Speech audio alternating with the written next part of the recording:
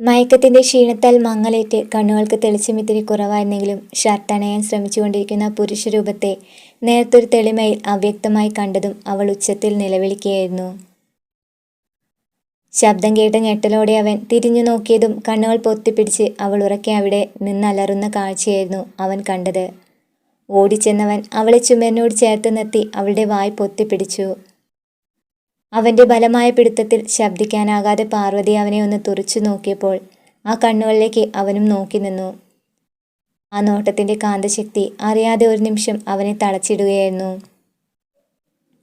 തന്റെ ചുണ്ടുകളിൽ പൊത്തിപ്പിടിച്ചവൻ നിൽപ്പ് തുടർന്നപ്പോൾ ഒട്ടും ആലോചിക്കാൻ നിൽക്കാതെ അവന്റെ അടിവയറ്റിലേക്ക് ലക്ഷ്യം വെച്ചവൾ ഒരു ഇടി വെച്ചു കൊടുത്തു.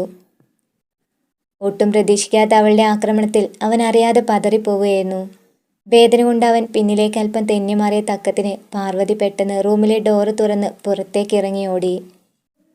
സ്ഥലം ഏതെന്നോ വഴി ഏതെന്നോ നിശ്ചയമില്ലാതിരുന്ന അവൾക്ക് മുൻപിൽ കണ്ടതെല്ലാം പുതിയ കാഴ്ചകളായിരുന്നു. എങ്കിലും പിടികൊടുക്കാതെ പുറത്തു കടക്കണമെന്ന ചിന്തയോടെ അവൾ ആ വീടിനകമെല്ലാം ഒന്ന് പരതി നോക്കി. ഒടുവിൽ മുൻവശത്തെ ഡോറിനു നേരെ വെപ്രാളപ്പെട്ടവൾ ഓടാൻ ശ്രമിക്കുമ്പോഴായിരുന്നു ശിവയുടെ അമ്മയായ സുമതിയും പെട്ടെന്ന് അകത്തേക്ക് കയറി വന്നത്. മുടി നിറയെ മുല്ലപ്പൂവും ശരീരമാകെ സ്വർണ്ണാഭരണങ്ങളാലും നിറഞ്ഞു നിൽക്കുന്ന അവളുടെ സൗന്ദര്യത്തിൽ സുമതി ഒരു നിമിഷം സ്തബ്ധയായി. തൻ്റെ ഈ കുടിലിൽ ഇത്രയും സൗന്ദര്യം വിളങ്ങുന്ന ഒരു പെൺകുട്ടിയെ കാണാൻ കഴിഞ്ഞതിൻ്റെ ഞെട്ടലും അമ്പരപ്പും ഒന്നും വിട്ടുമാറാതെ നിൽക്കുന്നതിനിടയിലാണ് പരിചിതമല്ലാത്ത ആ മുഖത്തെ നോക്കി പാർവതി മിഴിച്ചു നിന്നത്. തന്നെ നോക്കി ആശ്ചര്യം പ്രകടിപ്പിച്ചു നിൽക്കുന്ന അവരെ വകവയ്ക്കേണ്ടതില്ലെന്ന് ചിന്തിച്ചുകൊണ്ട് പാർവതി പുറത്തേക്ക് ഓടാൻ തുടങ്ങുമ്പോഴായിരുന്നു അകത്തു നിന്നും ശിവയും ഓടി പുറത്തേക്കിറങ്ങി വന്നത്. അമ്മയെ അവളെ പിടിച്ചു നിർത്ത്, ഈ വീടിനകത്തു നിന്നും പുറത്തു പോകാൻ അവൾ അനുവദിക്കരുത്. ഒച്ചയെടുത്ത് പറഞ്ഞിട്ട് പോലും സുമതി അത് ഗവനിക്കാതെ എന്ന മട്ടിൽ പാർവതിയെ തന്നെ നോക്കി നിന്നു. അമ്മ ഇങ്ങനെ കുന്തം വിഴുങ്ങിയ പോലെ നിൽക്കാതെ വേഗം ചെന്ന വാതിലടക്കി. ഒരു ഞെട്ടലോടെയാണ് സുമതി അത് ശ്രവിച്ചത്. കീ കൊടുത്ത് ചലിക്കാൻ തുടങ്ങിയ ഒരു പാവയെപ്പോലെയായിരുന്നു പിന്നീട് അവർ പ്രവർത്തിക്കാൻ തുടങ്ങിയത്. വാതിലടയ്ക്കാനുള്ള ശ്രമമാണ് അവരുടേതെന്ന് തിരിച്ചറിഞ്ഞതും പാർവതി അവരുടെ അടുത്തേക്ക് ഓടി. എന്നാൽ അപ്പോഴേക്കും ഒരു കയറുപയോഗിച്ച് ശിവ അവളെ ബന്ദിയാക്കി കഴിഞ്ഞിരുന്നു. കസേരയിലെത്തി കൈകൾ രണ്ടും കെട്ടിവെച്ച ശേഷം അവളുടെ വായിൽ അവൻ പ്ലാസ്റ്റർ ഒട്ടിച്ചു. ഒന്നനങ്ങാനും നിലവിളിക്കാനും കഴിയാതെ വന്നതിൻ്റെ കോപത്തോടെ അവൾ അവനെ തന്നെ തുറിച്ചു നോക്കി. ഇങ്ങനെയൊന്നും ചെയ്യണമെന്ന് കരുതിയതല്ല, പക്ഷെ എന്തു ചെയ്യാനാ? തൽക്കാലം താനൊന്ന് ശാന്തമാകുന്നത് വരെ എനിക്കിതല്ലാതെ വേറെ വഴിയില്ല. അതുകൊണ്ട് തൽക്കാലം എൻ്റെ പൊന്നുമോളൊന്ന് സഹകരിച്ചേ മതിയാകൂ. അവൻ കയർ ഒന്നുകൂടി വരിഞ്ഞു കെട്ടി അവളുടെ മുഖത്തേക്കൊന്ന് നോക്കി ശേഷം ഒരു നെടുവേർപ്പിട്ടുകൊണ്ട് പുറത്തേക്കിറങ്ങിയതോടെ അവൾ വീണ്ടും ആ ബന്ധനത്തിൽ നിന്നും പുറത്തേക്ക് വരാനായി ഞെളിപിരി കൊള്ളാൻ തുടങ്ങി. എന്നാൽ തനിക്കത് സാധ്യമല്ലെന്ന് തിരിച്ചറിഞ്ഞതോടെ ആ ശ്രമം അവൾ ഉപേക്ഷിച്ച് നിസ്സഹായ അവിടെ തന്നെ തല താഴ്ത്തിയിരുന്നു. റൂം അടച്ച് വെളിയിലേക്ക് ഇറങ്ങി വന്ന ശിവ കണ്ടത് കലിതുള്ളി നിൽക്കുന്ന തൻ്റെ അമ്മയായിരുന്നു. ആ നോട്ടത്തിനും കോപത്തിനും കാരണം എന്തെന്ന് അറിയാമായിരുന്നതുകൊണ്ട് അമ്മയ്ക്ക് മുഖം കൊടുക്കാതെ അവൻ അവിടെ നിന്നും വേഗം പോകാൻ ഒരുങ്ങി. നിൽക്കട അവിടെ, എന്താ ഇതിനൊക്കെ അർത്ഥം? എന്തർത്ഥം? നീ താലി കെട്ടി കൈപിടിച്ച് കൂടെ കൊണ്ടുവന്ന പെൺകുട്ടിയാണ് അതെങ്കിൽ അമ്മ അവളെ നിലവിളക്കെടുത്ത് 2 കൈ നീട്ടി സ്വീകരിക്കും.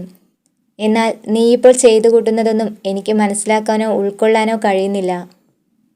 ഒരു പെൺകുട്ടിയെ വീട്ടിനകത്തേക്ക് കൂട്ടിക്കൊണ്ടുവന്ന് അതിനെ ഇങ്ങനെ മുറിയിലിട്ട് പൂട്ടിയിടുന്നതിൻ്റെ കാരണം എന്തെന്ന് പറഞ്ഞിട്ട് നീ ഇനി ഇവിടുന്ന് പോയാൽ മതി. അകത്ത് കടന്ന് അതിനെന്തേലും സംഭവിച്ചു പോയാൽ പിന്നെ നീ മാത്രമല്ല ഞാനും കൂടി അതിന് ഉത്തരം പറയേണ്ടി വരും. പറയടാ ശിവ, എന്താ ഇതിനൊക്കെ അർത്ഥം? എന്നു മുതലാ നീ ഇത്തരം ക്രൂരമായ പ്രവൃത്തിയൊക്കെ ചെയ്യാൻ ശീലിച്ചത്? പറയടാ. മറുപടിയൊന്നും പറയാതെ നിൽക്കുന്ന അവൻ്റെ ഷർട്ടിൽ പിടിച്ചു വച്ചുകൊണ്ട് സുമതി അന്നേരം ഒച്ചയെടുത്തപ്പോൾ തന്നെ അവിശ്വസിക്കുന്ന ആ കണ്ണുകളിലേക്ക് അവൻ ദയനീയമായൊരു നോട്ടം നോക്കി. ഈ ശിവയെക്കുറിച്ച് അമ്മ ഇങ്ങനെയൊക്കെയാണ് ചിന്തിച്ചു വെച്ചിരിക്കുന്നത്? അമ്മയ്ക്ക് എന്നെ നന്നായി അറിയില്ലേ? ഇതുവരെ ന്യായമായ കാര്യങ്ങൾക്കല്ലാതെ മറ്റൊന്നിനും ഞാൻ ഇതുവരെ കൂട്ടുനിൽക്കുകയോ പ്രവർത്തിക്കുകയോ ചെയ്തിട്ടില്ല, ചെയ്യുകയുമില്ല. തൽക്കാലം അമ്മ അത്രയും അറിഞ്ഞാൽ മതി. തൻ്റെ ഷർട്ടിൽ നിന്നും അമ്മയുടെ കൈയടർത്തി മാറ്റിക്കൊണ്ടവൻ പുറത്ത് നിർത്തിയിട്ടിരുന്ന ബൈക്കിനരികിലേക്ക് നടന്നു. അതിൽ കയറി അവിടെ നിന്നും തിരിച്ചുപോയി. എന്തു ചെയ്യണമെന്നൊരു രൂപവുമില്ലാതെ സുമതി പുറത്തേക്കും ആ മുറിയിലേക്കും മാറി മാറിയൊന്ന് നോക്കി. മറ്റൊന്നും ചെയ്യാൻ സാധിക്കാത്ത തൻ്റെ ഈ അവസ്ഥയെക്കുറിച്ച് ഓർത്തപ്പോൾ ആ മനസ്സ് അന്നേരം നിശ്ചലമാവുകയായിരുന്നു. കുറച്ചു മണിക്കൂറുകൾക്ക് ശേഷം പുറത്തുനിന്നും കുറ്റിയിട്ട വാതിൽ സുമതി തുറന്ന് അകത്തേക്ക് പ്രവേശിച്ചു. വെയിലേറ്റ് വാടിയ താമരപ്പൂവിനെ പോലെ തളർന്നിരിക്കുന്ന പാർവതിയെ കണ്ടപ്പോൾ അവരുടെ മനസ്സൊന്ന് അറിയാതെ പിടഞ്ഞുപോയി. ഈ വീട്ടിലേക്ക് വന്നിട്ട് ഇത്ര നേരമായിട്ടും ഒരു തുള്ളി വെള്ളം പോലും അവൾക്ക് കൊടുക്കാൻ കഴിയാത്തതിൻ്റെ മനോവിഷമവും കുറ്റബോധവും അവരുടെ മനസ്സിനെ വല്ലാതെ അലട്ടിയിരുന്നു. നിരാശ കൈവെടിഞ്ഞ് പെട്ടെന്ന് എന്തോ മനസ്സിൽ തീരുമാനിച്ചുറപ്പിച്ച പോലെ അവരവിടെ നിന്നും പുറത്തേക്ക് പോയെങ്കിലും നിമിഷ നേരങ്ങൾക്കുള്ളിൽ പാർവതിക്കുള്ള ആഹാരവും വെള്ളവുമായി എല്ലാം അവിടേക്ക് സുമ തിരിച്ചെത്തുകയായിരുന്നു. മോളെ, ആ വിളി കേട്ടവളൊന്ന് ഞെട്ടി. തൻ്റെ അരികിൽ എവിടെയോ അമ്മയുടെ ശബ്ദം തന്നെ ഉണർത്തി എഴുന്നേൽപ്പിക്കാൻ വന്നതുപോലെ അവൾക്ക് തോന്നി. മയക്കവും ക്ഷീണവും തളർത്തി അവളുടെ കണ്ണുകൾ പതിയെ തുറന്നു നോക്കാനായി ശ്രമിച്ചു. മെല്ലെ തല ഉയർത്തി നോക്കി. ക്ഷീണം ബാധിച്ച അവളുടെ കണ്ണുകളിൽ അന്നേരം നിസ്സഹായത മാത്രമേ നിഴലിച്ചിരുന്നുള്ളൂ. മോൾ ആരെന്നോ മോളുടെ വീട് എവിടെയാണെന്നോ ഒന്നും എനിക്കറിയില്ല. എന്നാൽ ഈ നേരം വരെ മോൾ ഒന്നും കഴിച്ചിട്ടില്ലെന്ന് ഈ അമ്മയ്ക്ക് നന്നായി അറിയാം. ഒച്ചയും ബഹളും ഒന്നും വെക്കില്ലെങ്കിൽ ഞാൻ ഈ പ്ലാസ്റ്റർ മോളുടെ ചുണ്ടിൽ നിന്ന് അടർത്തി മാറ്റിക്കോട്ടെ. അവളുടെ കണ്ണുകളിലെ നിസ്സഹായത തിരിച്ചറിഞ്ഞെന്ന പോലെ സുമതി അത് പേടിയോടെ പതുക്കെ ഊരിയെടുത്തു. അവൾ ഒച്ചയെടുത്തില്ല. അതിനു പകരം അവരുടെ കയ്യിൽ പിടിച്ച ആഹാരത്തിലേക്കും വെള്ളത്തിലേക്കും അവൾ ആർത്തിയോടൊന്ന് നോക്കിയപ്പോൾ വരണ്ടുണങ്ങിയ ആ ചുണ്ടുകൾക്ക് നടുവിലായി വെള്ളം നിറച്ചു വെച്ച ഗ്ലാസ് അവർ നീട്ടിക്കൊടുത്തു. ദാഹം തീരുവോളം അവൾ വെള്ളം കുടിക്കുന്നത് കണ്ടപ്പോൾ സുമതിയുടെ മനസ്സിനും അതൊരുപാട് ആശ്വാസവും സന്തോഷവും നൽകുകയായിരുന്നു. അതോടൊപ്പം ഭക്ഷണം വിളമ്പിയ പ്ലേറ്റ് കൂടി അവൾക്ക് മുൻപിലേക്ക് നീട്ടിപ്പിടിച്ചപ്പോൾ നിരാശയോടെ അതിലേക്ക് നോക്കിയവൾ മുഖം മെല്ലെ തിരിച്ചു. ഒന്നനങ്ങാൻ പോലും കഴിയാതെ ഇരിക്കുന്ന തനിക്ക് എങ്ങനെയാണ് ഭക്ഷണം വാരി കഴിക്കാൻ സാധിക്കുക എന്ന നിസ്സഹായത നിറഞ്ഞ നോട്ടമായിരുന്നു അത്. എന്നാൽ അവളുടെ മനസ്സിലെ പ്രയാസങ്ങളെല്ലാം സുമതി മനസ്സിലാക്കിയിരുന്നു. ചോറും കറിയും ഉരുട്ടിയെടുത്തുകൊണ്ടവർ അവൾക്ക് നേരെ സ്നേഹത്തോടെ നീട്ടി. അടിക്കേണ്ട, അമ്മയാണ് തരുന്നതെന്ന് കരുതിയാൽ മതി. വാത്സല്യം നിറഞ്ഞു തുളുമ്പുന്ന താരാട്ടുപാട്ടിൻ്റെ സംഗീതം തൻ്റെ കാതുകളിൽ എവിടെയോ മൂളി കേൾക്കുന്നത് പോലെ അന്നേരം അവൾക്ക് തോന്നുമായിരുന്നു. സ്നേഹം നിറഞ്ഞ അവരുടെ വാക്കുകൾക്ക് മുൻപിൽ വിശപ്പിനൊപ്പം അവളുടെ ചങ്കു അറിയാതെ ഒന്ന് ഇടറി.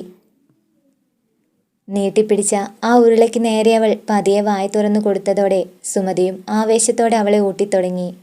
അന്നേരം അവളുടെ കണ്ണുകൾ അറിയാതെ നിറഞ്ഞു പോവുകയായിരുന്നു. ഒരുപാട് വിഭവങ്ങൾ നിരത്തിവെച്ച വലിയ തീന്മേശയ്ക്കരികിൽ ഒറ്റയ്ക്കിരുന്നുകൊണ്ട് കഴിക്കുന്ന ആഹാരത്തേക്കാൾ ഒരുപാട് രുചിയുള്ളതായി അവൾക്കതിനെ തോന്നി. പുറത്തുപോയി വന്ന ശേഷം ശിവ ആദ്യം ചെന്നത് പാർവതിയുടെ അടുത്തേക്കായിരുന്നു. വാടി തളർന്ന മുഖത്തിന് അല്പം ഉന്മേഷം കൈവന്നതുപോലെ അവന് തോന്നിയെങ്കിലും ആ മുഖത്ത് തെളിഞ്ഞ ദേഷ്യത്തിന് ഒട്ടും കുറവുണ്ടായിരുന്നില്ല. ആ കണ്ണുകളിൽ തെളിഞ്ഞ കോപത്തിൻ്റെ ചൂട് അവൻ അളക്കുകയായിരുന്നു അന്നേരം അത്രയും. അതിനുശേഷം അവളെ നോക്കിയൊന്ന് മന്ദഹസിച്ചു. തൊട്ടപ്പുറത്തു നിന്നും കസേര വലിച്ച് തിരിച്ചിട്ടവൻ അവളുടെ മുന്നിലേക്ക് ചെന്നിരുന്നു. അതിനു മുകളിൽ 2 കൈയും കോർത്തു വെച്ചുകൊണ്ടവൻ അവളെ വീണ്ടും ഒന്ന് നോക്കി. എന്നെ ഇപ്പോൾ കൊന്നു കളയാനുള്ള ദേഷ്യം തൻ്റെ ഉള്ളിലുണ്ടെന്ന് എനിക്ക് നന്നായി അറിയാം. പക്ഷേ എനിക്കിതല്ലാതെ വേറെ വഴിയൊന്നുമില്ല. നിന്നോട് എനിക്ക് ദേഷ്യമോ വെറുപ്പോ ഒന്നുമില്ല. പക്ഷേ നിന്റെ ഡാഡി, അയാൾ കാരണാ എനിക്കിങ്ങനെയൊക്കെ ചെയ്യേണ്ടി വരുന്നത്. പണത്തിൻ്റെയും അധികാര സ്വാധീനത്തിൻ്റെയും അഹങ്കാരമാണ് അയാൾക്ക്. എന്നാൽ അത് തീർക്കേണ്ടത് പാവപ്പെട്ടവരോടല്ലെന്ന് അയാൾക്ക് മനസ്സിലാക്കി കൊടുക്കാൻ വേണ്ടിയാ നിന്നെ ഇവിടെ ഇങ്ങനെ പിടിച്ചു കെട്ടിയിട്ടിരിക്കുന്നത്. വായ് മൂടിക്കെട്ടിയിരുന്ന അവസ്ഥയിലിരിക്കുമ്പോഴും അവനോട് എന്തൊക്കെയോ ചോദിക്കാൻ ഒരുങ്ങുന്നത് പോലെ അവൾ ഭാവിച്ചു. ഇങ്ങനെ തന്നെ കെട്ടിയിടണമെന്ന് എനിക്ക് ആഗ്രഹമില്ല. ഞങ്ങളുടെ പ്രശ്നങ്ങൾ തീർക്കാൻ താനൊന്ന് സഹകരിച്ചാൽ മാത്രം മതി. തനിക്കതിന് കഴിയുമെങ്കിൽ ഈ തടവിൽ നിന്നും തന്നെ മോചിപ്പിക്കാൻ ഞാൻ തയ്യാറാണ്. അവൻ്റെ ചോദ്യത്തിന് മറുപടി പറയാൻ ഒരുങ്ങും പോലെ ആ കണ്ണുകൾ അവനെ തന്നെ ഉറ്റുനോക്കി. നേരത്തെ കണ്ടതിനേക്കാൾ അല്പം ശാന്തത ആ മുഖത്ത് തെളിയുന്നത് പോലെ അവന് തോന്നിയപ്പോൾ അവളുടെ ചുണ്ടുകളിൽ നിന്നും ആ പ്ലാസ്റ്റർ അവൻ പതിയെ അടർത്തി മാറ്റാൻ തുടങ്ങി. അവൻ ചെയ്തു കൂട്ടുന്ന ഓരോ കാര്യങ്ങളിലും അവൾക്ക് ജിജ്ഞാസ പടർന്നു പിടിക്കുന്നതോടൊപ്പം അവളിലെ സംശയങ്ങളും ഇരട്ടിച്ചു വരികയായിരുന്നു.